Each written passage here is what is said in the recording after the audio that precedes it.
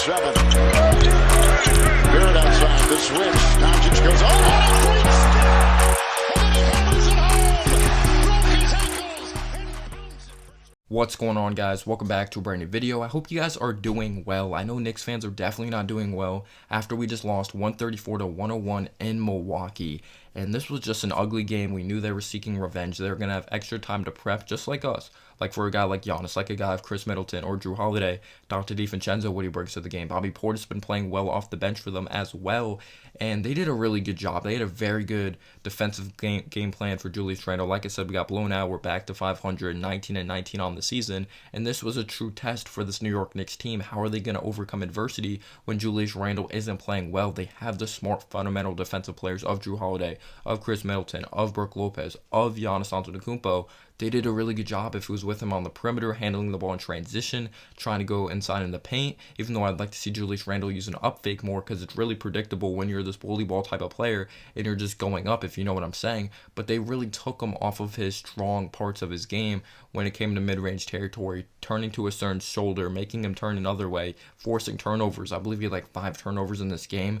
He might have even had more. It was definitely an ugly game by Julius Randle, but I love the way RJ Barrett started off in this game. If it was from mid-range territory, getting Nerlens Noel involved, his shots were falling. You love to see this display by RJ Barrett. Maybe some nitpicking when you're going to the basket, be more decisive and go up stronger instead of like dumping it off when you're in the air. That's definitely like an elementary school thing you should learn and just continue to not do that throughout your playing career. But I thought RJ Barrett played very well in this game. Nerlens Noel, we knew he wasn't going to be able to provide much offensively. We know what Nerlens Noel is ever since he was drafted by Philly, being one of the top lottery picks, of course. Very good defensive anchor, good timing when blocking shots, but he's not as mobile as a Mitchell Robinson guarding the perimeter. He struggled with a Brook Lopez out there. We know what Chris Middleton brings as well as an offensive player. Giannis Antetokounmpo killed us in the paint. It was too much. Giannis with his Euro step down the lane. Just everything he brings to the game is unbelievable. He's one of the top defensive players in basketball as well. He's one of the most dominant players that are seeking for revenge. Remember, we beat them by double digits the last time we played them, and Elfrid Payton played amazing. But for Elfrid Payton to nearly have like the same amount of like shot attempts as RJ, and I'm not talking about the fourth quarter because the game was over, when this game somewhat mattered because they were blowing us out by like, it was a blowout even at halftime, like pretty much the whole game. It looked like we were going to have a good game, then we fell off on both ends of the floor. But at one point when Payton and RJ both had 14 shot attempts, I was like, why? Payton, there's no reason he should be shooting 4 or 5 threes. Just absolutely ugly. But it looked like Bullock was going to have a good game, but he wasn't really playing well.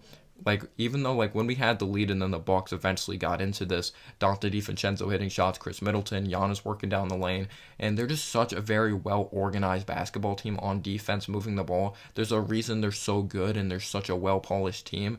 Good on both ends of the floor. Last time we played them, they weren't going to only make 8 threes. They made over 20 threes. Even Merrill came in and hit a 3. Of course, a rookie, a good sharpshooter from college. Not sure I was going to project as an NBA player. Maybe a solid role player because Mike Budenholzer does a really good job assigning roles to literally every single player on the team, even if it's Bobby Portis, getting the most out of him. We'll see if Torrey Craig gets back in the rotation after an injury. I believe he had like a face injury, something of his face, I believe. Hopefully he's okay, though. But yeah, Quickly came in. He provided a very good spark. Am I a fan of sometimes Quickly shot selection? No. But I thought he played well offensively, like when it kind of mattered when we're in this game. But eventually started like chucking up shots. Burks was unbelievable. He was a big reason we're back in this game. But we had to rely on Alec Burks. We had to rely on our bench productivity. And that definitely didn't help out. I thought Taj Gibson played hard. But Obi had a very costly turnover in this game. Obi sucks. We all know this. I'm sorry. I'm going to get hate in the comment section, but I tried telling you guys. But I'm sure some of you guys knew Obi wasn't ready for the NBA, and he's a 23-year-old project. I'm sorry I'm hating on Obi. This isn't an Obi slander video, but he does suck, and I was probably mumbling there. But Obi sucks. End of story. The Milwaukee Bucks are a way better basketball team. They have depth. They're good at shooting from beyond the arc, but the Knicks were unacceptable. If it was on defense, guarding the perimeter, the Knicks did not come to play. Elfrid Payton, so of course we know he's going to force himself to the basket because he can't shoot, but shooting certain threes that made no sense to me whatsoever. The Bucks were hitting some ridiculous shots. Just Bryn Forbes was unbelievable as well. Just the shots he was making were insane. But when Julius Randle's off, the Knicks are going to be lost as a team, especially when he's rarely lost. it's really rare when he is off. He's only had 3 games that he's been off the season, so I was like, can they overcome this adversity? But yeah, RJ, I thought he brought some good energy, but the Knicks were just abysmal. Like, we didn't have a lot of turnovers, but we had costly turnovers that definitely gave the Bucks some momentum, like big time momentum. They even had fans there, which definitely helped out. And when it did look like we were building up some momentum, Frank did go on to miss some free throws. Like, I was like, good job, Frank, initiating contact. Like, at one point, we were down double digits, and then Alec Burks quickly came in, and then Frank initiated contact, and he missed 2 free throws. It could have cut it to a 1-point game or a 3-point game. Eventually, we did get down to a 3-point game. Like, I don't think the problem was scoring the basketball, in my opinion. We were scoring the ball. We could not get stops whatsoever. We struggled with the length of Giannis.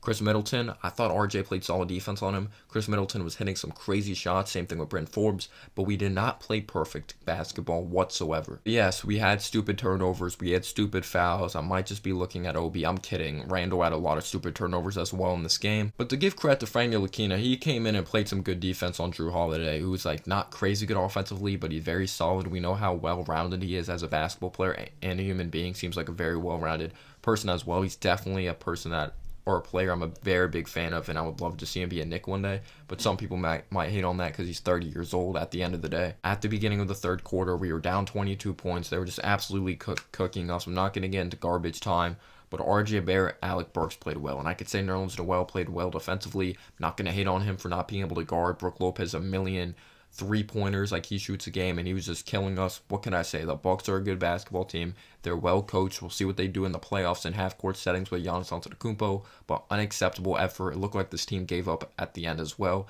and that's something you definitely don't want to see. But this is a game you wanted after All-Star break, but the Bucks are a better basketball team. Like, even if we did fight, we knew this was going to be tough, but just not a smart, fundamental game whatsoever by the New York Knicks. They didn't execute 48 minutes of basketball. The Bucks were better, and I want to thank you guys so much for tuning in. I really appreciate your love and support, and as always, guys, have a humble day or night. Peace out, y'all.